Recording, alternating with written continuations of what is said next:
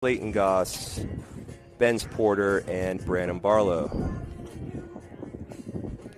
Yesterday, JV Mustangs gave up 2 in the first, got 3 runs the bottom of the first to take the lead, and there the score remained all game as 3-2 was the final, and Mustang pitchers and defensive players, ever-rotating defensive players, combined to hold tight to that 1-run lead for the 4 innings of that matchup, as we had a lengthy junior high game prior to that and an even lengthier varsity game after that. Mustangs were able to pull out a dramatic victory in the bottom of the 10th inning. Joined by a couple of those Mustangs in this booth, Mr. Brock Makeumson and J.C. Gerard, but known them for years now and know better than to give them a headset.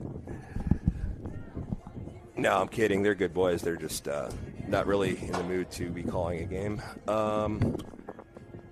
I am solo for the time being. Mr. Barrett Donahoe may arrive towards the end of this game, and if not, he will be here for the varsity action.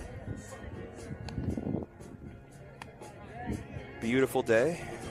Rain has not been an issue past 2 days. Could be potentially an issue later on this week. We are off tomorrow. Game scheduled Thursday at Winona Christian, Friday at Columbus Christian. Saturday we'll have a home game before a travel day down to the beach. JV will be attending the Battle at the Beach this year for the first time. Good to see that expanding. Emphasis that Coach Branch has been putting on the development and the making sure the junior high and the JV get their innings in. Does a good job of rotating a lot of players in.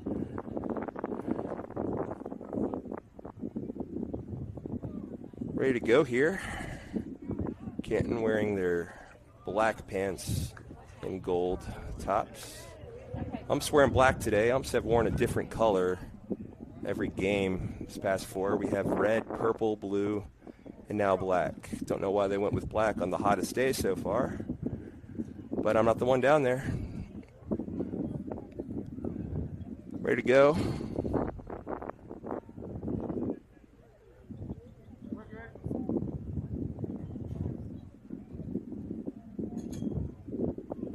Maddox looks in.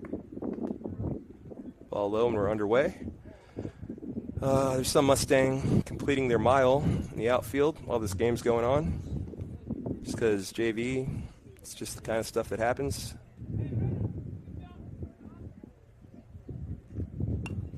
Foul back. 1-1. JV Mustang's been on a roll, as have the varsity Mustangs.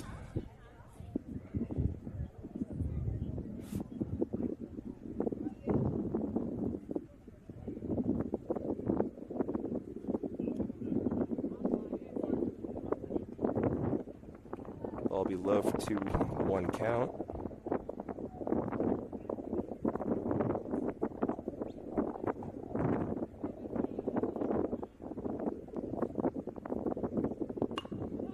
It's popped up. It's going to be Barlow in the outfield. He'll make the catch. Right field's looking great. I mean, that's just dirt now. It's been a mud patch for about a week, but really coming along out there. These hot, dry days have been doing wonders.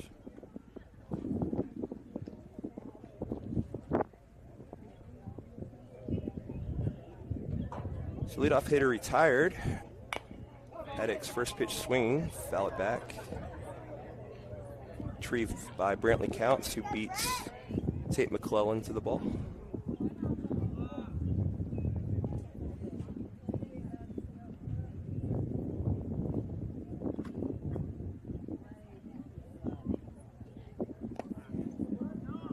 Ball away. If you're looking for something to do this afternoon, I feel obliged to tell you that former Pillow coach and beloved teacher Gage Posey is in attendance, as he is the assistant AD at Canton Academy. Ball's in the dirt for 2-1. Getting a look at Canton today. We'll see them again at the beach. So, though they are not a conference opponent, the ties run deep through Coach Posey there. So, it's good to see them a couple of times. 3-1 count as Noah's been missing a little low. He's trying to work him low. 2-2 is the count, excuse me.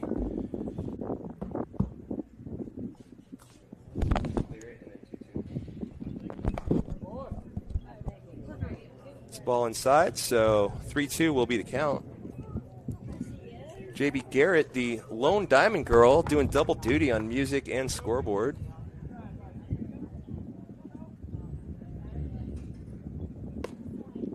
Pitch inside. Be the first base runner issued by Maddox.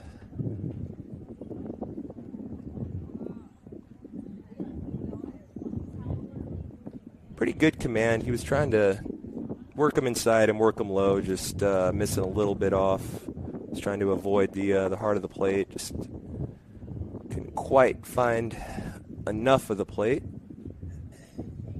Check the runner. Ball will get away from Smitherman. He will take off for second. John Robert will give chase and get it in, but not before. Runner advances to second. I will say that is a rare occurrence this year at both the JV and varsity level. Been a lot of pickoffs this year, pickoff attempts. A couple of successes too, but a lot of really rock-solid defense at first base.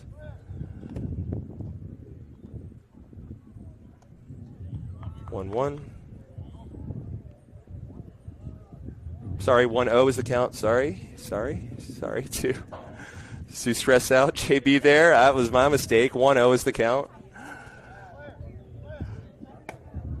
It's a ball high. First lefty. He takes off for third late. And he is in. Man, he left really late. 2 balls, no strikes. Is the count. Ump was giving that sign a lot. Thought we were wrong, but we're all good. So runner suddenly on third for Maddox. Ball will skip in there. Counts. Blocks it, keeps it in front of him. Will stare the runner back down. Who thought about it, but not that hard. 3-0. It's the number 3 hitter.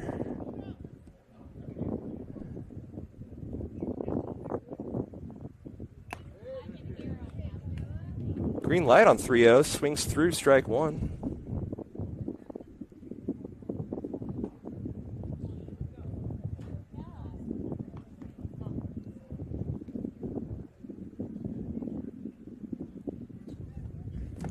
And that'll hit him.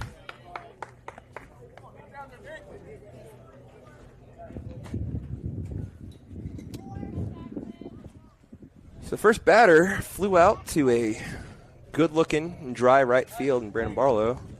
Then a walk and a hit by pitch as runners on the corners for number 4, cleanup hitter for Canton.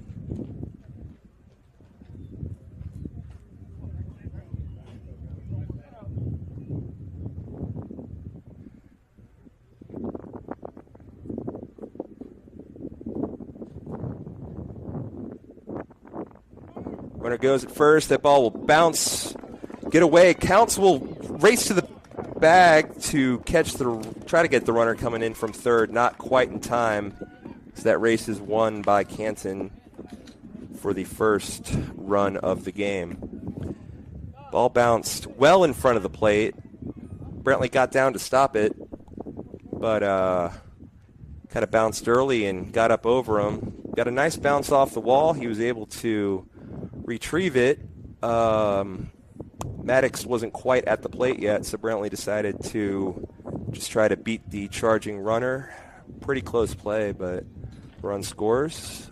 Runner at first was already running on the pitch. He is at second, but stopped there to not try to get greedy and take third. The Mayhem, Bruce Branch, down, talks to Maddox one-on-one.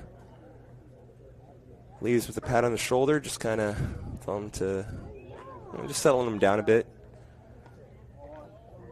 Good to see. So 1-0 Canton with one down in the top of the first.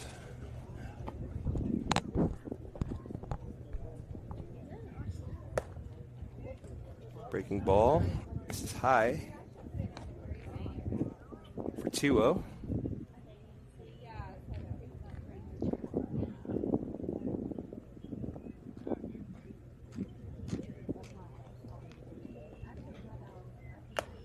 Good pitch there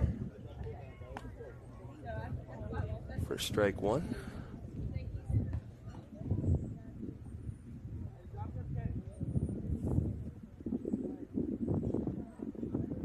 Counts calls time and heads towards the dugout. He's talking to Coach Turner, who's readjusting his little earpiece system. Something new this year, as catchers wear little receiver thing on their gear on their back that has a little earbud thing so they can hear the calls straight from the dugout. Sometimes gets dislodged, and they're really having trouble, and Coach Turner says to the heck with it. And doing things old school, at least for the time being. And play resumes. To a 2-1 count. Ball is popped up. Just get out of play. Hung up for a while. Good chase by John Robert at first, but just beyond the fence in right field.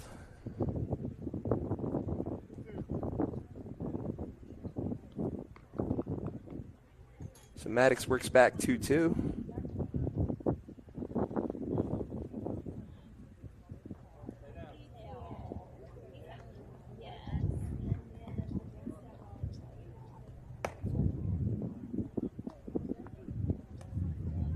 High pitch will fill the count.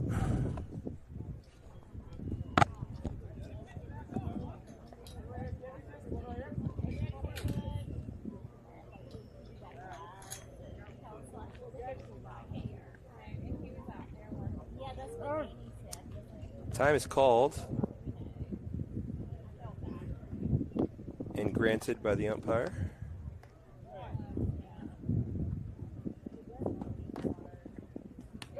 Pitch.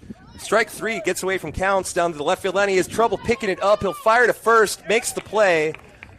So the strikeout is completed, but the runner on second, that was a good heads-up base running by him, saw that right when Counts fired at the first, he took off for third.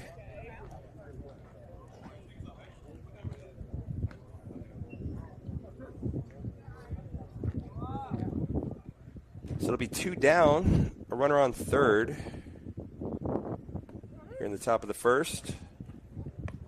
Good strike down at the knees. So spots that Noah's been trying to hit, starting to elevate the low ones and bring in those outside ones. That one gets high. Over the head of Counts, bats back to him. He'll race to the bag, and again, good effort, but not quite in time.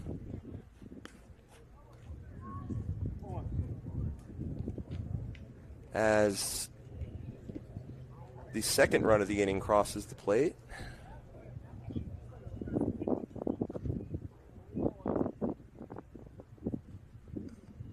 Base is empty now in a 1-1 count with two down. Up and in for ball two.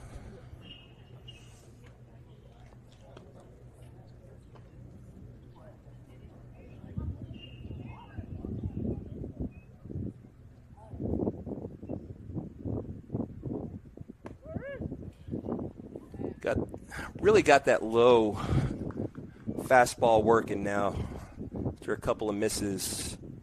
previous at-bats. 2 strikes looking on that low fastball now. 2-2's the count, 2 outs. Strikes him out. So 2 runs on no hits, no one left on for the Canton Cougars. It'll be 1-2-3, Porter, Harrison, and Kirk, the home half of the first, in just a minute.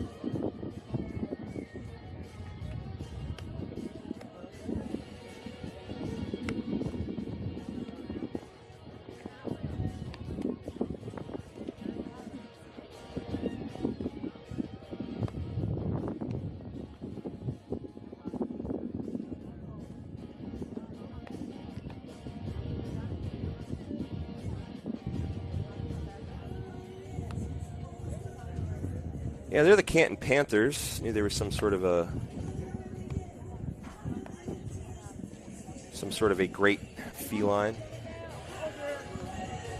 I mean, alliteration. I'd have gone with that if I was naming the school, but they didn't ask me. So apologies to anyone watching from Canton. We see a lot of teams, hard to keep them all straight. Do want to commend the Canton Panthers for not being named the Rebels or the Patriots.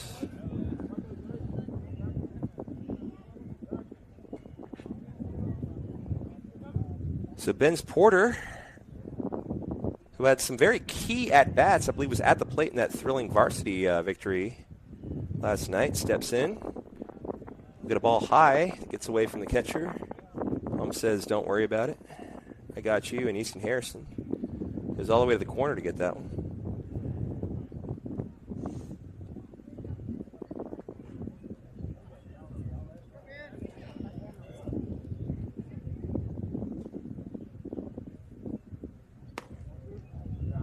It's outside, 2-0. Top of this JV order's done an excellent job of finding a way to get on base and then start stealing bases the second they get on there. Ball's away. 4-3.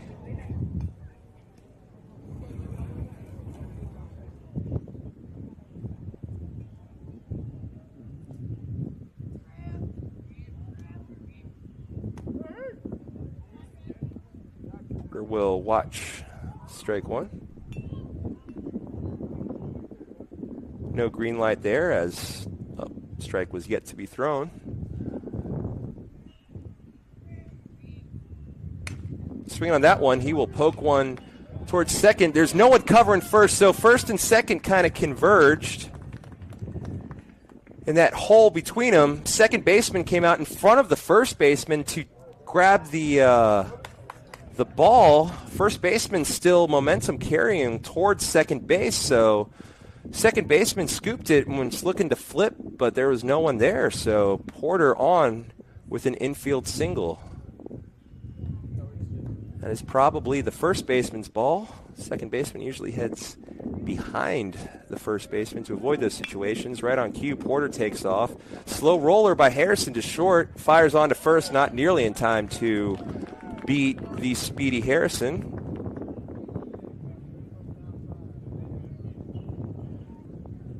So as usual, just like that, Mustangs have runners on first and second, nobody down. Bring Jack Kirk, starting at third base tonight, to the plate.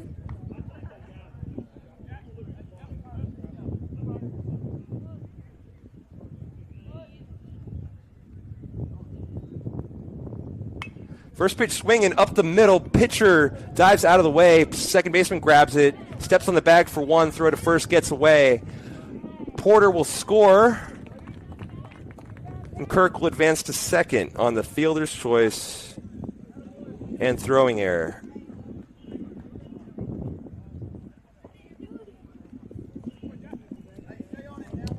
Good layout by the pitcher to try to get to that comebacker, but probably for the best that he didn't make contact, as could have been a double play ball. Second baseman fielded it cleanly, stepped on the bag, but an errant throw to first cuts this Cougar, I'm sorry, I'm going to keep doing that. I'm not trying to. Panther lead in half. That is in on Barnes,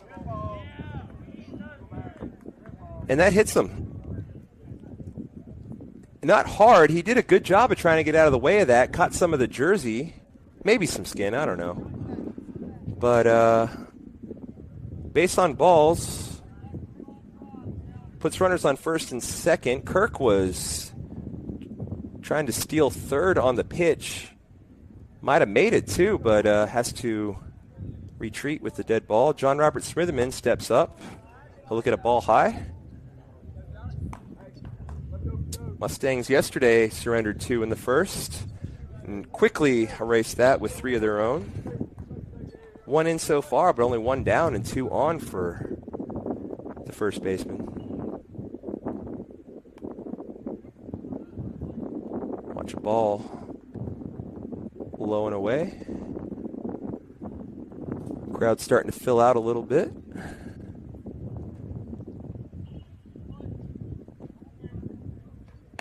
Swing and a miss. Strike 1.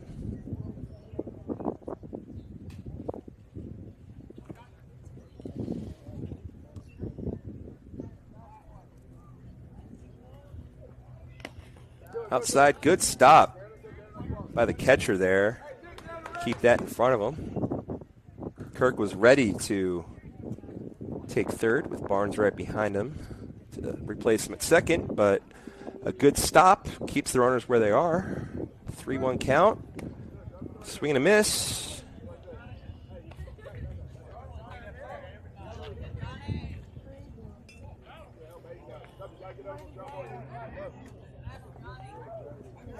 Be a full count to John Robert.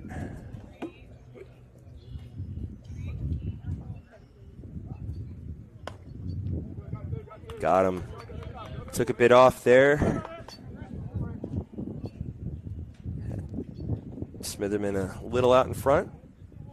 It'll be 2 downs for the catcher counts.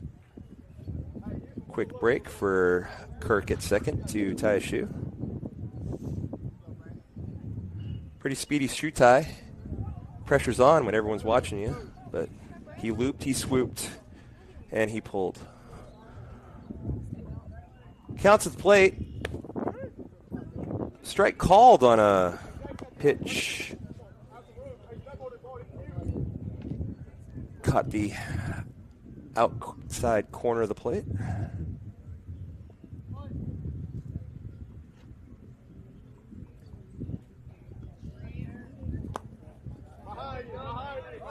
Batter ball 1 as the catcher, dropped it and turned around in that panic as he couldn't find it because it had wound up right beneath him. Those are always the toughest ones to find.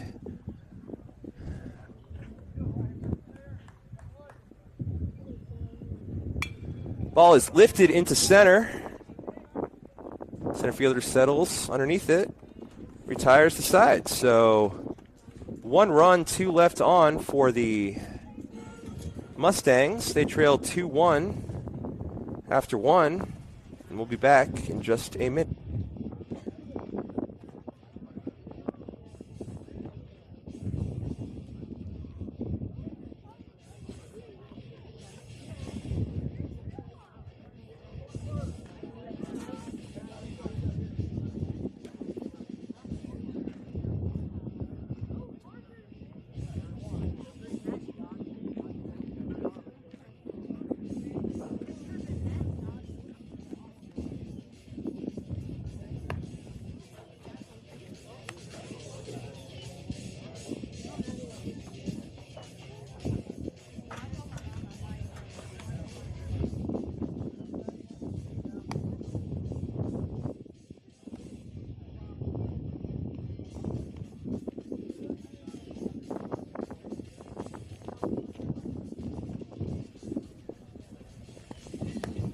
Head through the defensive swaps here. Noah Maddox still on the mound. Tate McClellan is on the field, though, just helping warm up. Maddox, first base, we have Win Harden. Second base, Trace Harrell. Shortstop, Easton Harrison. Third base, Charlie Dunn. Left field, we got Goss. Clayton Goss in left. Benz Porter in center. And Braxton Harper in right. Coach Branch kind of settled on a pretty standard inning-to-inning defensive swap with those positions.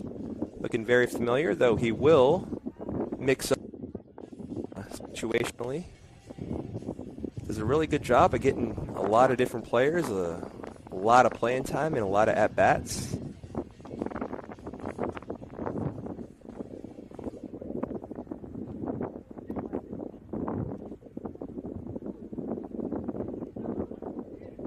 Successful formula so far as the JV Mustangs are rolling, though they trail this one 2-1 after 1. Maddox looks in, deals inside. 4-1.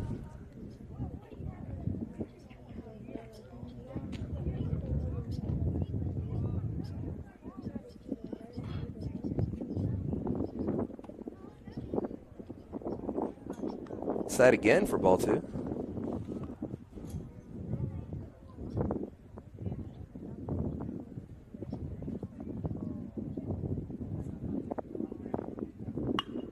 Ball is smoked to left field. Real hard hit ball. Not much Dunn could do there, but glance at it and give it a courtesy.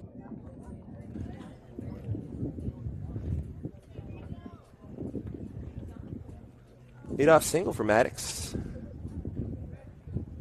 A little trouble finding the zone, but did end last inning with a couple of strikeouts.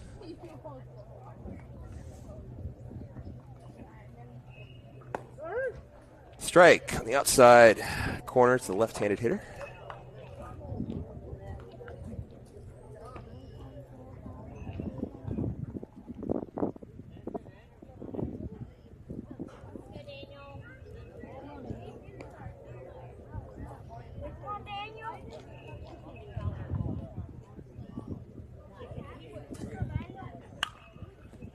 Ball is fouled over the bullpen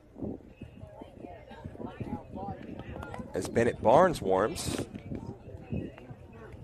Easy to tell that's Barnes, that bright blue pitching glove he has. Not first baseman's glove, that's traditional brown. Pitching glove, very blue. Speaking of first, Noah will check on the runner who's in safely. Good throw to Win Harden, who's currently holding down that position.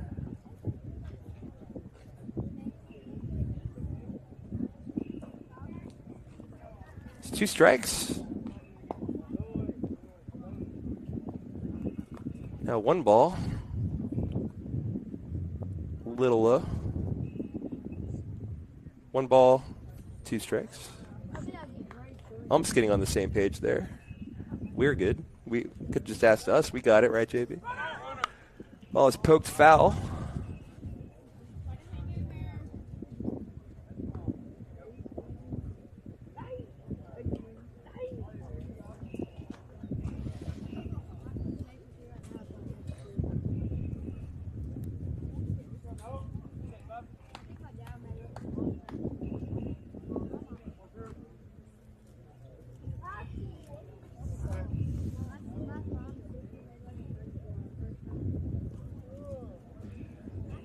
Maddox will check the runner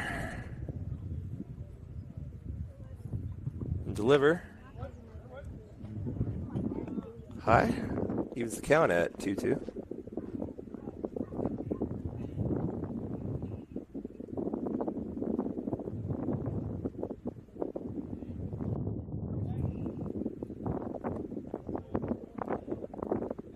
A little low. He was getting that low strike call towards the end of the first, but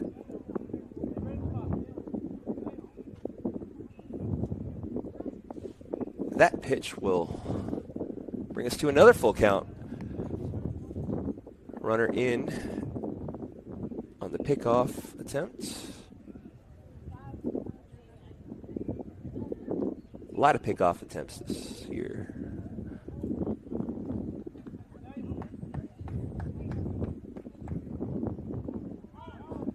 Goes, and ball 4. We'll put runners on first and second.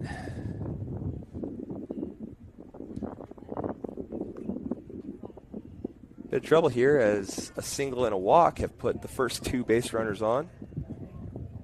The second inning of a game where Canton leads 2-1.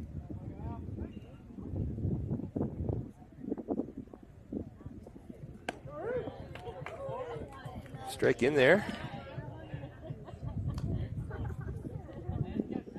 Right over the plate.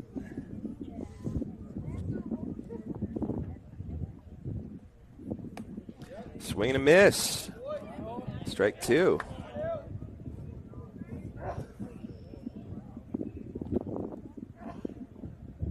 Huge first out here if Max can put him away. Goes off speed. Breaking ball doesn't quite snap back in to the zone. Love to see Maddox strike out here, avoid putting the ball in play, and allow these runners a chance to end up on second and third. Goes off speed again. That's fouled off.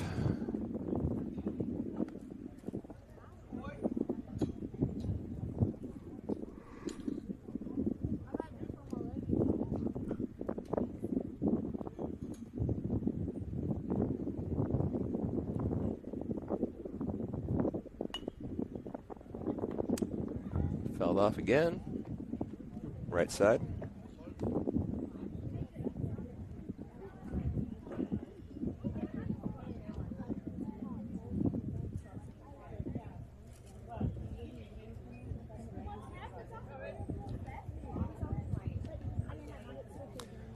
One, two. High for the second ball.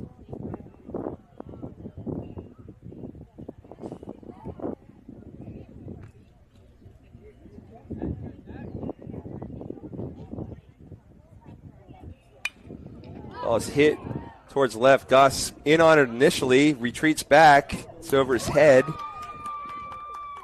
One run gets it into Harrison. So the double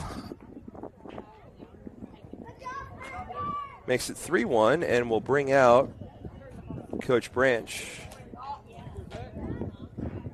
Infield will join him as there will be a pitching change.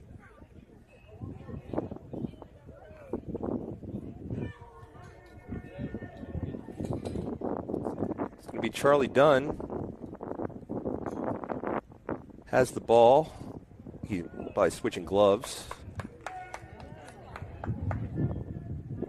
Those that don't know, different gloves for different situations. For example, first baseman's a bit larger and he's got more of a cone to make those scoops. Pitcher's glove, kind of your more traditional standard baseball glove. Keep it here for a second as we go through the changes. It looks like just a one-for-one swap as Dunn and who was at third will swap places with Maddox. So we'll take a break as Dunn warms and be back right after this.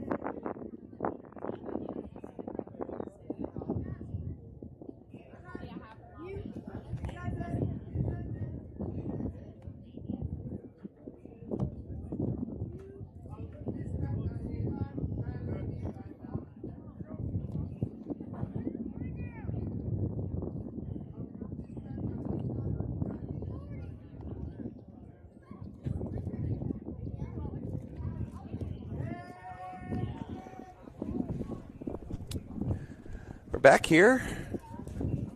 So we got Avery Hodges on the ones and twos now.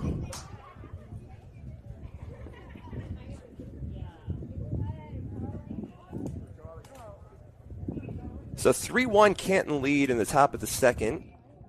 One run in this inning. Runners on second and third. Nobody out.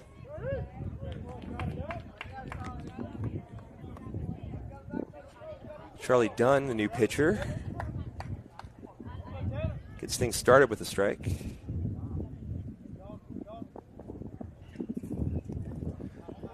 Ball misses, bounces in a bit, and a really good stop by Counts, who kind of had to, he was set up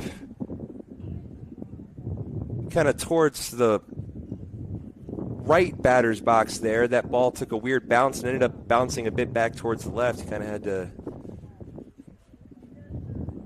head back towards the plate mid hop to allow that bounce off his chest and keep it in front of him. 1-1 pitch is hit into right center. It'll drop in the gap and just die in the grass as 2 runs will score on the double.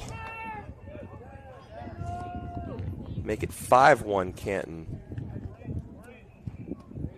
Ball hit not very hard or not very deep in the gap. Outfielders were playing pretty normal depth, and it kind of got between them. Landed between them, and the right fielder, Braxton Harper, kind of continued his trot as the ball he expected, and I expected, to kind of roll in that direction, but instead it just dropped and sat there. He had to spin around and double back to it. Good play to get it in and keep the runner at second. That could have been even more trouble. Fouled straight back over the netting, but harmlessly over the stands for strike one. So still nobody down here in the top of the second. 3 runs in already. 5-1 Canton lead.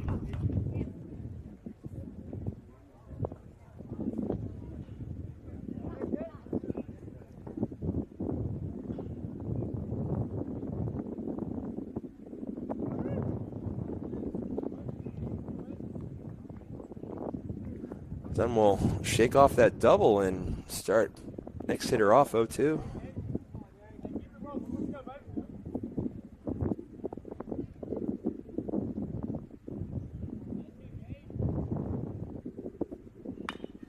Chopper towards the first baseman.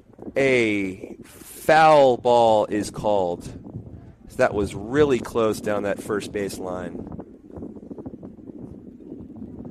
Don't have a really good angle of it from my perspective.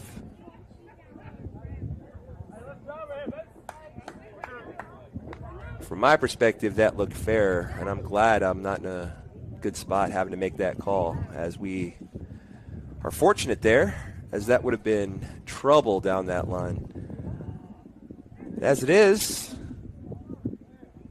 0-2. Oh, that was a good off-speed pitch that lefty was content to just watch in for what could have been strike 3.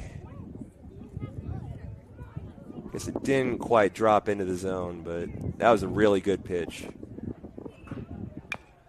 Offer at that one. That's another chopper to first.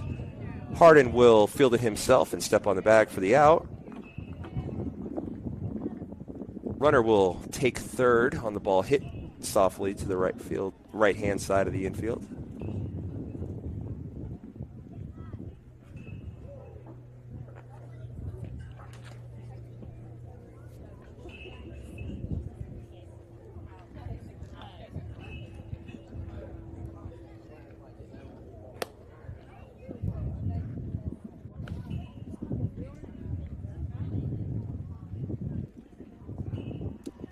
It's a ball by Dunn, but here's the pitch, as that's well outside, but that first pitch and several others, they're not disagreeing with the calls. I'm saying they're really hitting their spots. They're trying to get these Canton hitters to offer, but they're doing a really good job of showing tremendous plate discipline as laying off them. Put that one in play. Slow roller to Harrison. Tough play if he can make it, and he can't. Good scoop by Win Hardin to not quite catch it, but keep it in front of him. Just wasn't hit hard enough. Harrison had a range to his right to get to it. Would have been a real tough play to make. Wasn't down the line enough to just pocket it. Did like that Harrison tried to make the play there, but that would have been tough. The hit will plate another at 6-1, and as Harrison again has to range to his right. Can't get that one. Be handled in the outfield and brought in.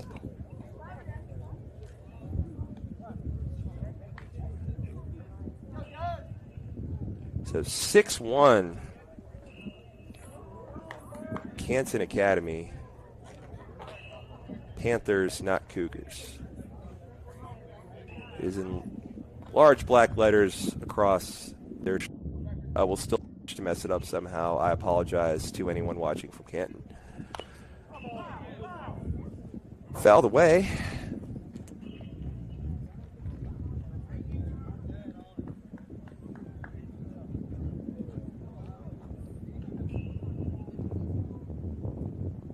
Canton's been making some pretty good contact.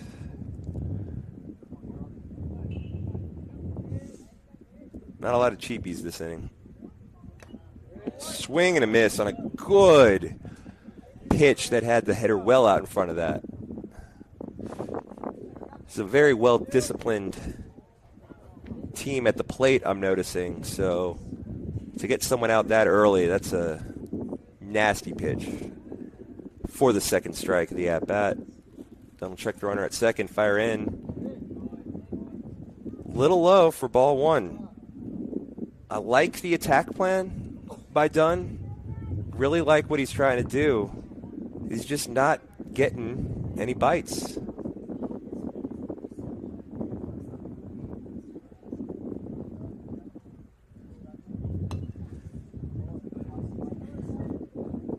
Ball had some wicked late movement on it. It's fouled away on the hands. Ball was pretty much in the batter's box by the time the hitter decided to swing at that. started off as a strike and then came zipping in on the lefty.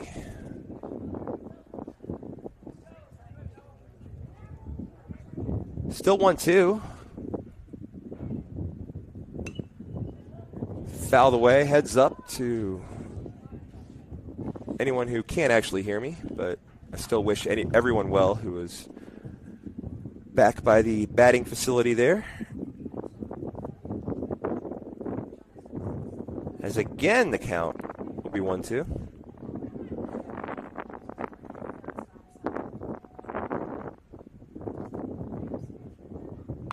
That ball is roped into center.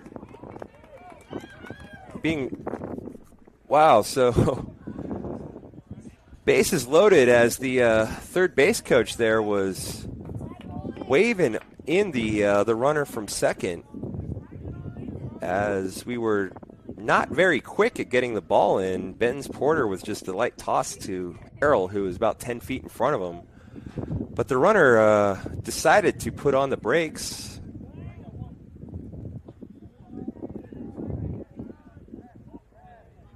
Load him up now with one down. Ball away. Good stop by Counts to prevent the runner from scoring on the pass ball. As Canton leads 6-1 in the top of the second, threaten more as the bases are loaded with only one out. Good pitch there by Dunn. Hits that inside spot.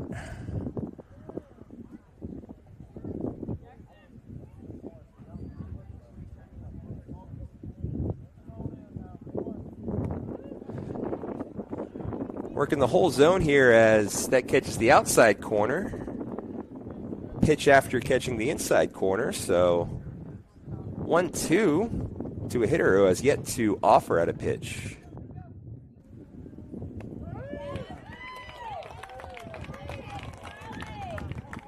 And a strikeout there as he goes low, so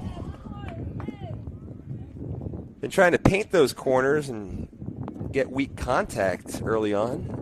Not getting the calls or the contact, so he says, to heck with this, I'm just going to throw strikes, do this myself.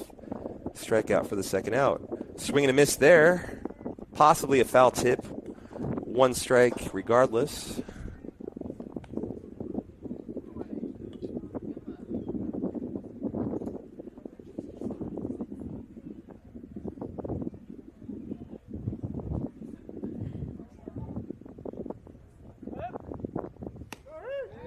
Strike on the outside corner. And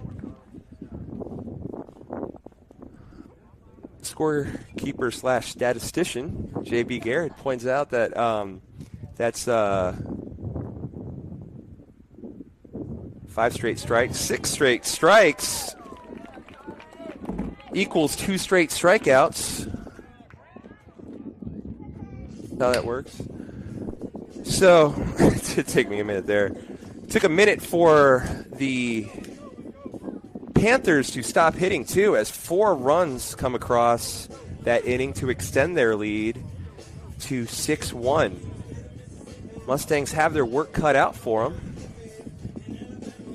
though I personally believe they can do it. Come back in the bottom of the second. Due up is Goss, McClellan, Barlow, the 7, 8, 9 hitters in the Mustang lineup. We'll be back.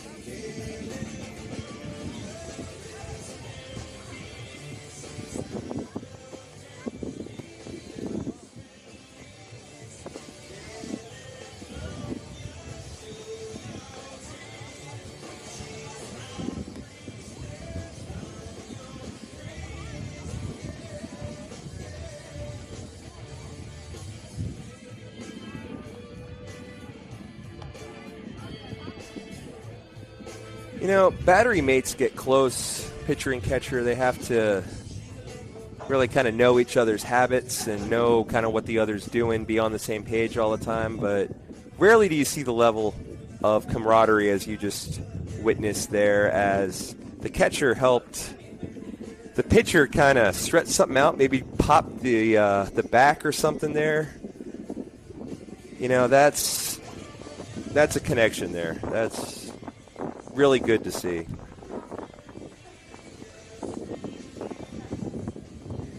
Listen, I've been there. Sometimes you just need a good back crack. You don't care really what you're doing or what else is going on. Becomes a priority.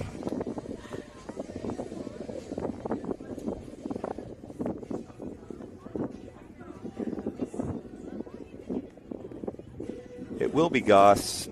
It will be McClellan. And I'd imagine it will be Barlow as originally scheduled. They swap out every inning in the field, a lot of these guys, though. Regardless of that, Coach Branch is determined to get them all their at-bats. So they will swap out through the batting order, not just every inning. Goss, the left fielder, who swings at a pitch for strike one.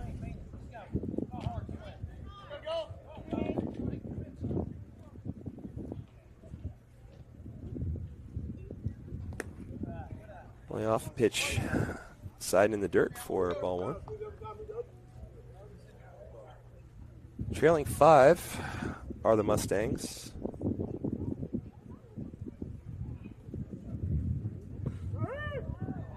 Okay, so that ball rainbowed in at about, 45 miles an hour. Clayton Goss hit the deck as he thought it was coming right for him, and somehow that will float in for a strike. That pitch is well outside, but let me wait for the call as, okay, that is ball 2. 2-2. That was such a weird pitch.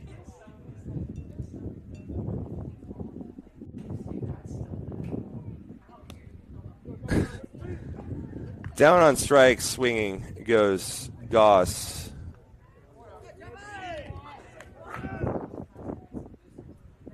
That looked like the pitch at the end of Rookie of the Year. People of a certain age may remember that beloved early 90s movie. That was something. That pitch is up and away. Ball 1 to McClellan.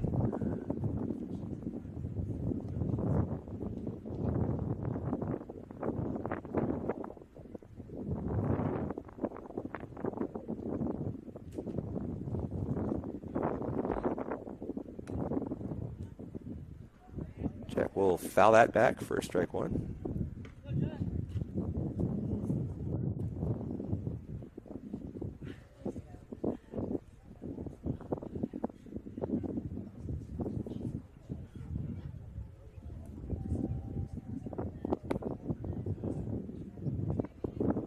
Pitch low, and McClellan will be ahead. The count 2-1. Mustangs need base runners more than anything. Fouls that away. Trailing 5, nobody on. You cannot get all these runs back with one swing of the bat. Can't force the issue here. Just try to get on and leave it up to your teammates behind you to do their part, get you across. Good job by McClellan to lay off a pitch just outside.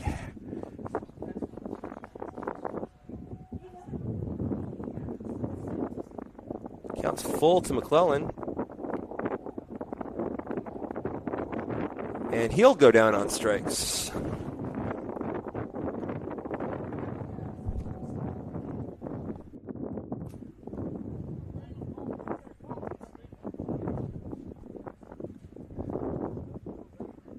If you're the owner of a screaming child, can you please attend to your vehicle?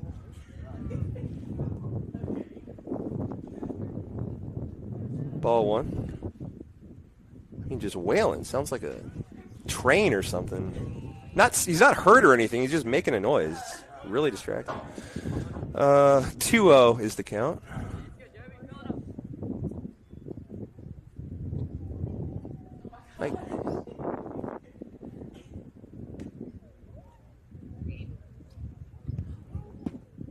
3 straight balls. Has Barlow way ahead. First 2 batters are retired via the swinging strike, but 3-0 here to Barlow. Taken all the way, and will earn himself a walk as we see Noah Maddox step up to the plate.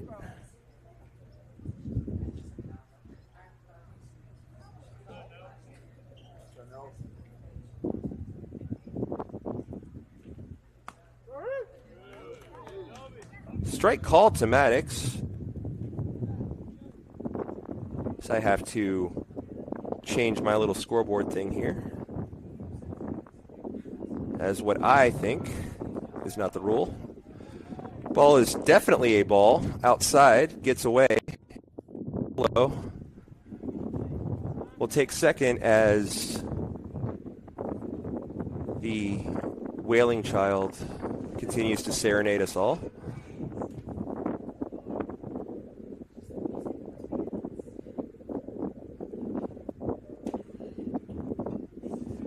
Don't know if you can guys hear that on that field camera, but you probably can.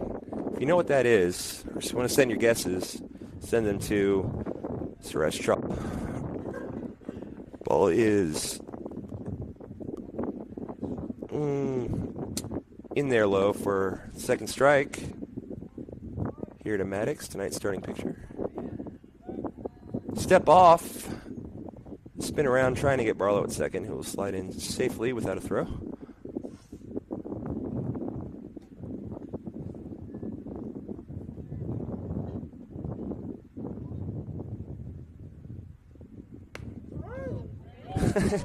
And for the second time this inning, a ball that a Mustang hitter has ducked at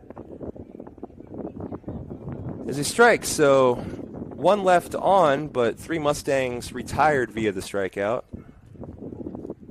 We'll head to the third. Mustangs still trail 6-1. Be back after this.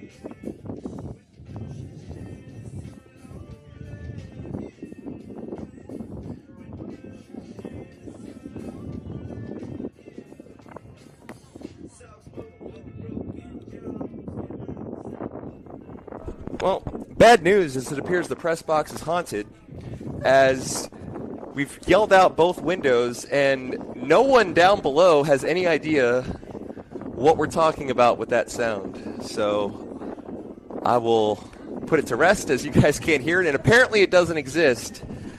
But we will get a ghost hunter in here on the off day tomorrow, as even though spring break is around the corner, baseball is only just beginning, as we have a slew of games after that break Wednesday. A couple of away games Thursday and Friday on the schedule before returning home before the trip down to the beach. Pitching will be Charlie Dunn. Came in relief of Noah Maddox in the second. Apologies for not changing that on the score thing.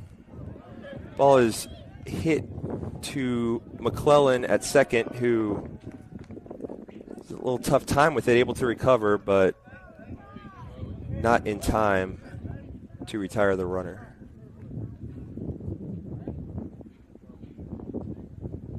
Be a courtesy situation for the catch number, but either the pitcher or catcher.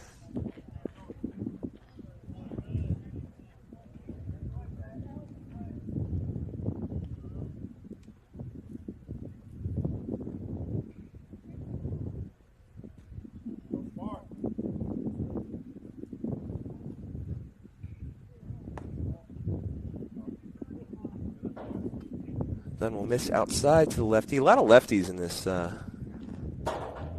Canton Academy Panther lineup. I thought we had quite a few, but they might have us beat.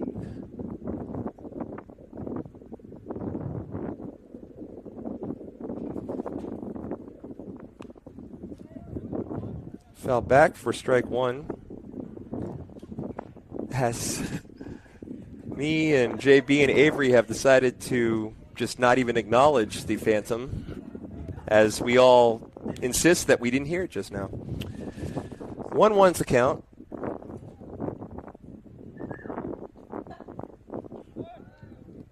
Then we'll check on the runner. That gets away from John Robert. Runner will take off for second. He might take third as that goes to the corner of that right field fence.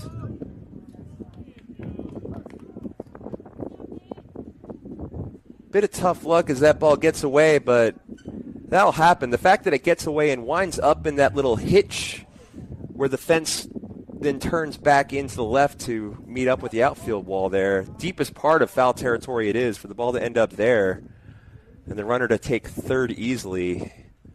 It's not what we need trailing 5 in this game. Foul back will be the second strike of the at-bat as I hear it thud off of the batting practice facility.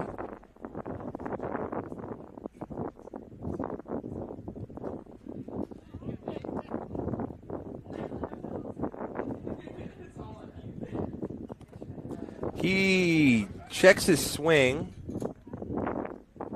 gets away a bit. No appeal requested by counts. So a ball through and through. Probably a little high, but might have offered, probably not. 2-2 in any case, runner on third. Ball is lifted into shallow left. A drop in front of Goss. And the 7th run will score on the single.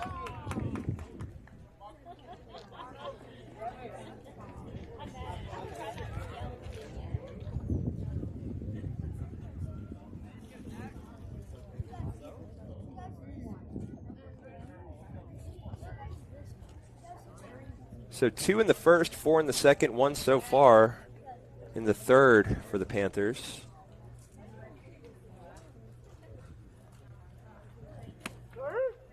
Good pitch. Catches the outside corner.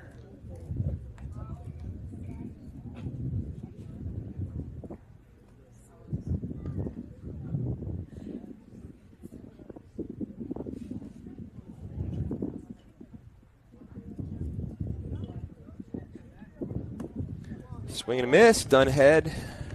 0-2 here.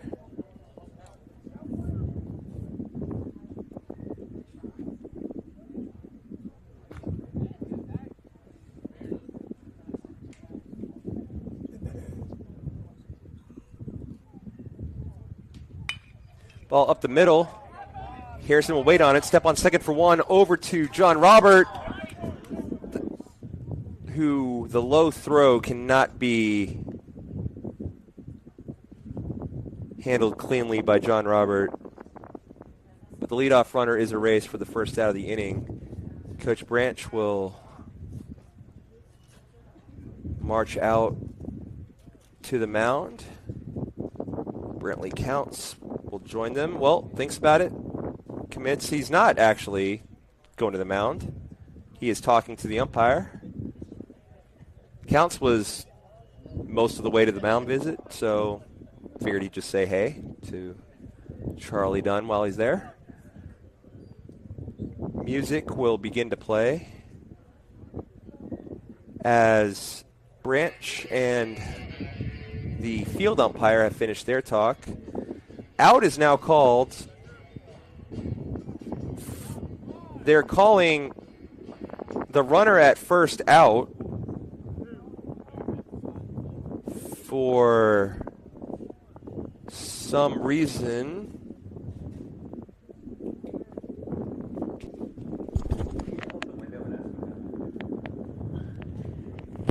Not that. Yeah. So we'll get clarification through our relay system of having a Diamond Girl yell out the window. We get that information, we will bring it to you, but the bases are empty and there are 2 outs.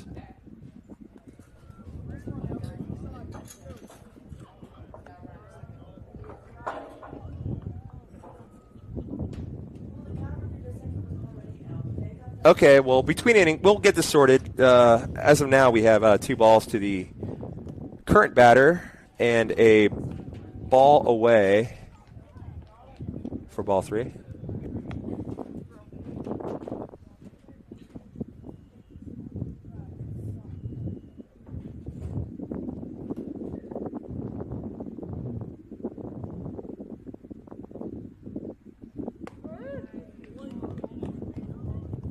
Good, get me over pitch there. First strike. Control kind of coming in waves for Dunn.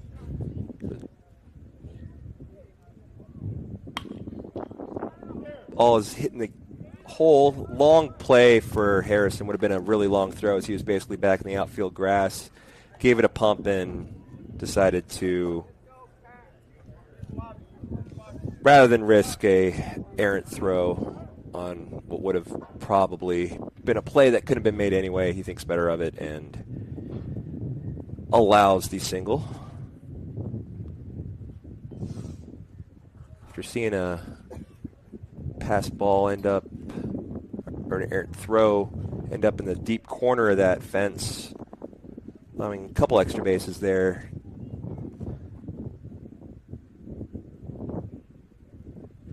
Don't want to force the issue. That ball is hit weakly, foul, down the third baseline.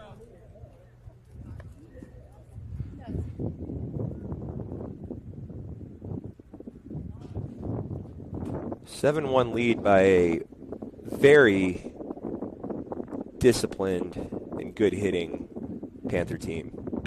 As that ball is lifted into the outfield, Porter will charge, but it's a shallow fly ball and will land in front of him for another single. This Panther team is just not swinging at balls, really only offering at strikes if you're trying to protect or something, really waiting on their pitch, and when they get their pitch, really making the most of it. Plain and simple. As that ball is nubbed, bit of a break there as the weak contact is back to Dunn, who flips it a little wide to John Robert Smitherman, but the out is recorded. So Panthers add another. It's going to be 7-1 Canton when we return for the bottom of the third.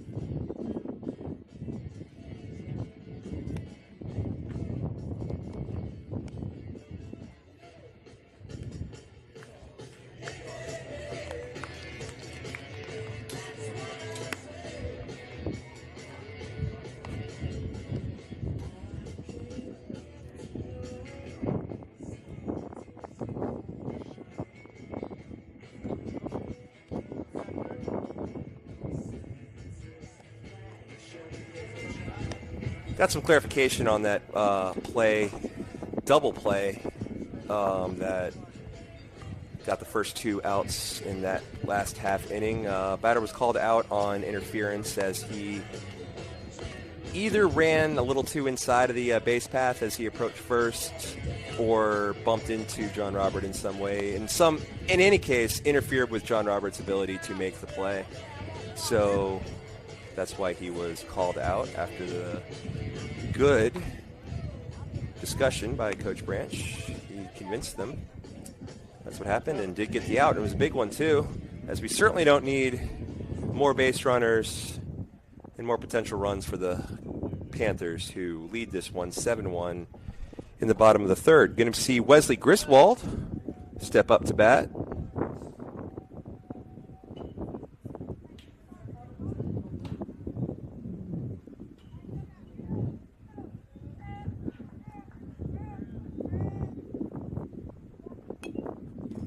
Griswold will foul it out.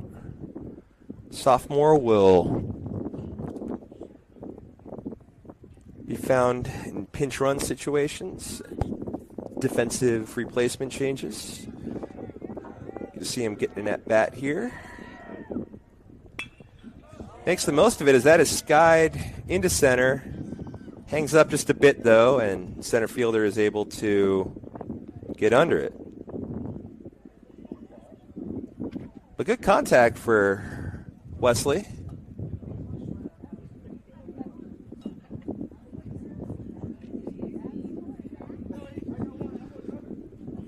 So Harrison will step up to bat in his number 2 hole as Wesley Griswold hit for Ben Porter. Charlie Dunn will be on deck in place of Jet Kirk.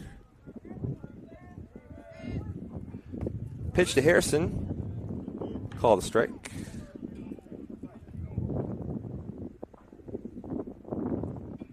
Harrison tried to check his swing. Probably went around.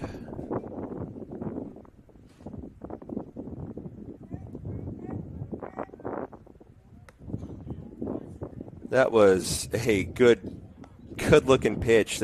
We've had a couple of those ourselves. It's a lot of good movement, just kind of floating in. And that pitch, I'll be honest, I thought got the top of the zone. We were fortunate there. Swing and a miss off of the umpire's helmet. He's all right. Waves everyone off. Gets the ball himself. Mask back on, says, I don't need time. Let's just do this. Continue with this 1-2 at bat.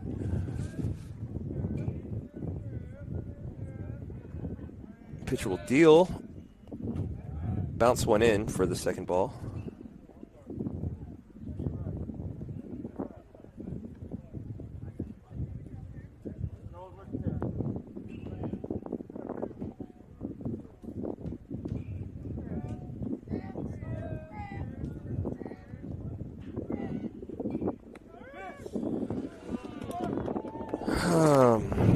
Strike 3 called to Harrison.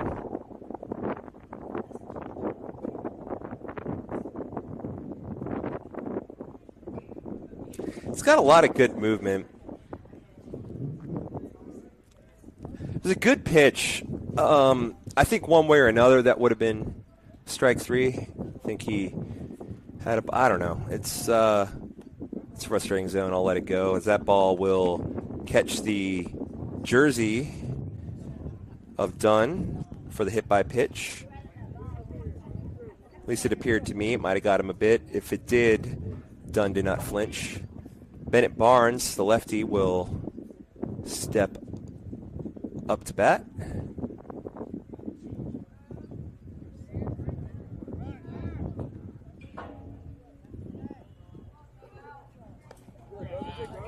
Dunn is checked on as he is removing his batting gloves, and he nonchalantly steps back on the bag safely. Doesn't even stop taking off his glove. Again, he'll slide in. He's got his oven mitt on, so he's ready for that. Still no count as Dunn, after being hit still gets all the pitcher's attention. Focus on the hitter now and bounce it back towards the varsity Mustangs as they head over to the football practice field. Help prepare for their game, which will come up after this. And I'm not trying to complain about the umpiring or disagree or saying, oh, this is the reason we're losing. We're losing because we're getting flat out beat by a very good hitting team and good fielding and pitching Canton Panther team. I just hate the inconsistency of things from time to time. Don't care what a zone is as long as it stays that way. I don't have the best perspective of things up here, but I know what things look like when they're called balls and what they look like coming in to me when they're called strikes. And I just would like some consistency. And if I want consistency, these hitters must be frustrated. That ball is hit very hard but foul down the right field line.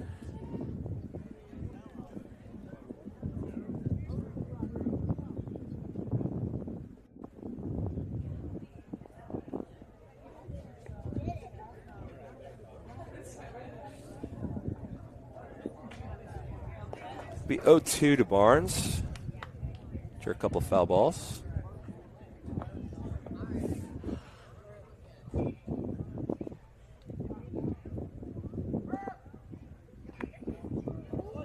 Ball called. Ball. Dunn was thinking about it as the catcher got past him a bit, but he had retrieved it and was kind of trying to pick it up while staring down Dunn, but took his eyes off the ball and couldn't quite get it. And Dunn, after seeing him fiddle for it, just kind of said, you know what, I'm taking off. And he stands on second. Bizarre. 1-2 count to Barnes. Breaking ball doesn't break and stays outside for ball 2.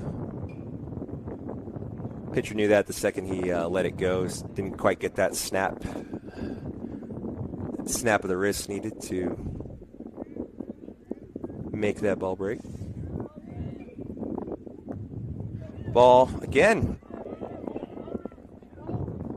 Pretty much carbon copy last pitch, except that one gets away and will allow Dunn to take third, this time without a stare down for the catcher.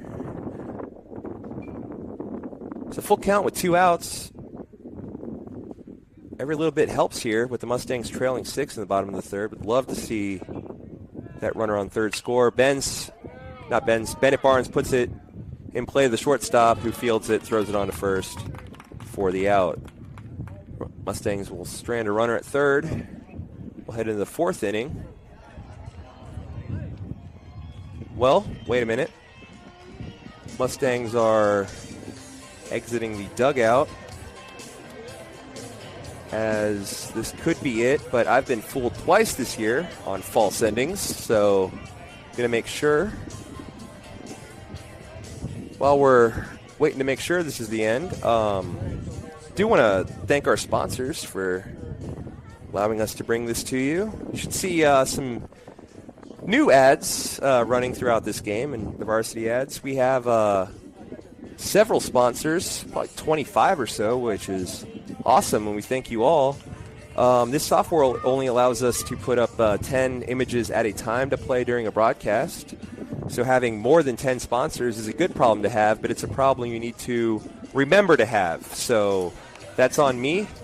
I have forgotten, because I can't see the overlays on my little monitor screen here, forgotten that I need to change those out. So we thank all our sponsors, not just the ones that have been showing. So from here on out, expect a fresh 10, as that list will just continue to cycle. That will do it for the JV game today. Junior Varsity Mustang roll to an end as they run up against a very good, I'd say probably the best aspect of that Panther team was really their plate discipline and what they're just an overall approach to the plate. Really got hit pretty hard. Didn't help ourselves a lot in the field, but really say that we were just flat out beat. And that'll happen. It's a long season. Not going to win them all, but we will take this and improve upon it, as this is not the last time we'll see the Canton Academy Panthers. See them again down at the beach. Varsity Mustangs will look to have a bit better result here coming up in the next half hour or so with a 6 o'clock scheduled start time. We'll probably stick to that as we are about 35 minutes away. So we'll be back on the air around 5:50 or so. So please join me and our headmaster, Mr. Donahoe, I believe, for that matchup. So until then,